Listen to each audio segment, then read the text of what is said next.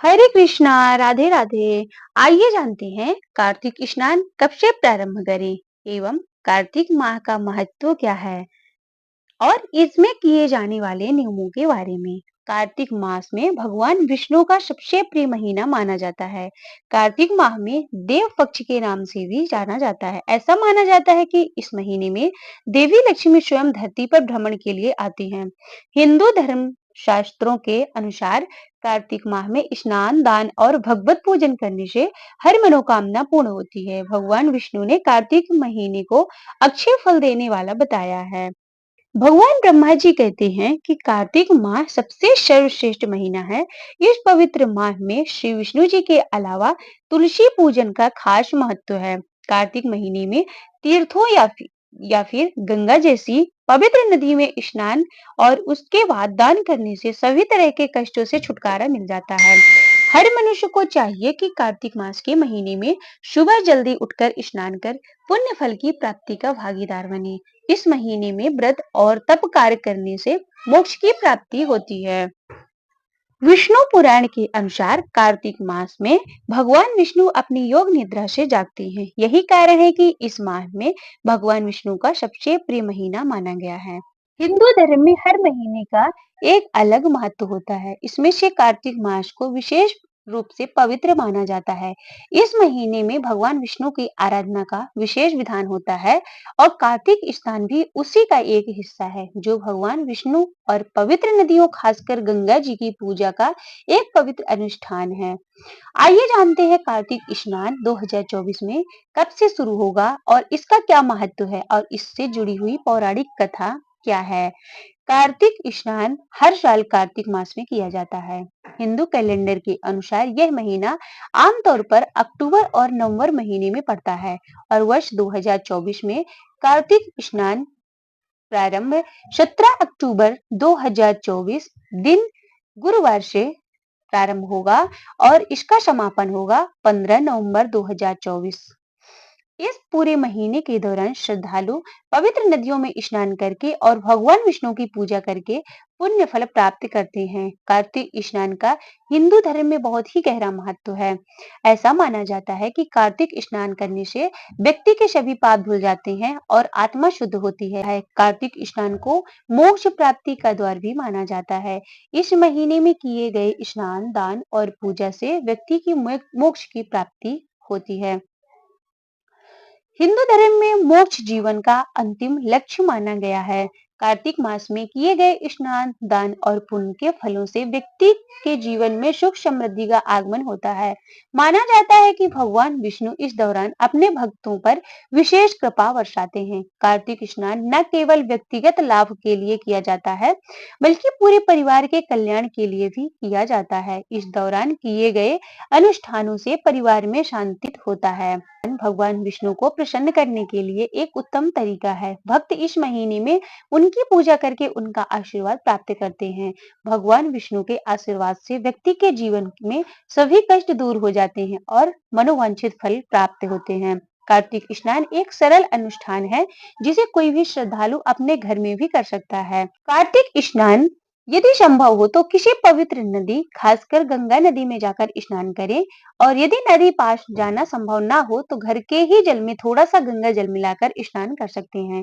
कार्तिक स्नान के बाद गरीबों और जरूरतमंदों को दान अवश्य करें। दान में अनाज, वस्त्र, धन आदि कुछ भी दिया जा सकता है। दान करने से पुण्य फल प्राप्त होता है और भगवान विष्णु प्रसन्न होते हैं।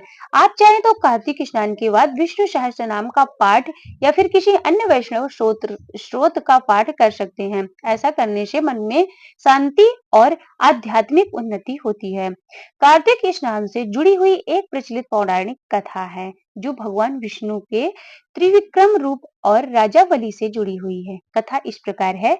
पौराणिक कथा के अनुसार एक बार भगवान विष्णु ने कार्तिक मास में कश्यप ऋषि के आश्रम में निवास किया था। उस समय भगवान विष्णु अपने त्रिविक्रम रूप में थे। कश्यप ऋषि के पुत्र भृगु को जब भगवान विष्णु के वामन रूप का पता चला तो उन्हें क्रोध आ गया और उन्होंने भगवान विष्णु को शाप दिया।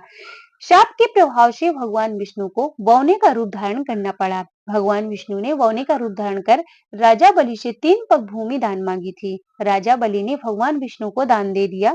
अपने 2 पगों में भगवान विष्णु ने स्वर्ग और पृथ्वी को नाप लिया और तीसरे पैरों से उन्होंने पाताल लोक में नापना शुरू किया। राजा बलि के गुरु शुक्राचार्य को डर हुआ कि भगवान विष्णु पाताल लोक में भी नाप लेंगे, इसलिए उन्होंने राजा बलि को अपना पैर वापस खींचने के लिए कहा। भगवान विष्णु अपना पैर रोक लिया और राजा बलि को स्वर्ग का राजा बना दिया। इसी दिन से कार्तिक मास की शुरुआत हुई थी और कार्तिक स्नान का महत्व स्थापित हुआ था। कार्तिक स्नान करते समय कुछ विशेष महत्वपूर्ण नियमों का पालन करना चाहिए। कार्तिक स्नान का सबसे महत्वपूर्ण नियम यह है कि इसे पूरी श्रद्धा और भक्ति के साथ किया जाए। कोशिश करें कि कार्तिक मास के पूरे महीने में नियमित रूप से स्नान करें। यदि संभव हो तो हर दिन किसी पवित्र नदी में स्नान करें। इस महीने में सात्विक भोजन का सेवन करना चाहिए। मांस, मंदिरा और तामसिक भोजन का सेवन नहीं करना चाहिए। यदि संभव हो तो कार्तिक मास में ब्रह्मचर्य का पालन करें। इससे मन में शुद्ध रहने की सहायता मिलती है। दान का कार्य कार्तिक स्नान का एक महत्वपूर्ण अंग है। इस महीने में गरीबों और जरूरतमंदों को दान अवश्य करें।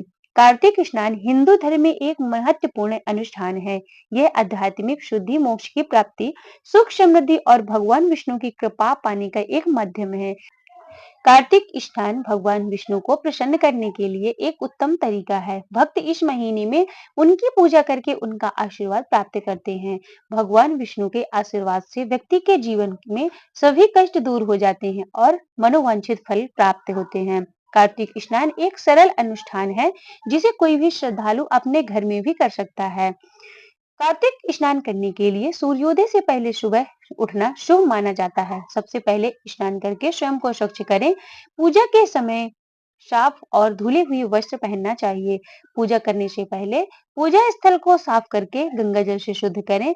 पूजा स्थल पर भगवान विष्णु की धातु या फिर पत्थर से बनी प्रतिमा स्थापित करें और उनकी तस्वीर लगाएं। प्रतिमा या फिर तस्वीर को गंगा जल से शुद्ध करें और फिर उन्हें पुष्पों और माला से सजाएं। भगवान विष्णु के सामने एक घी का दीपक जलाएं और धूप बत्ती जलाकर उनकी आरती करें।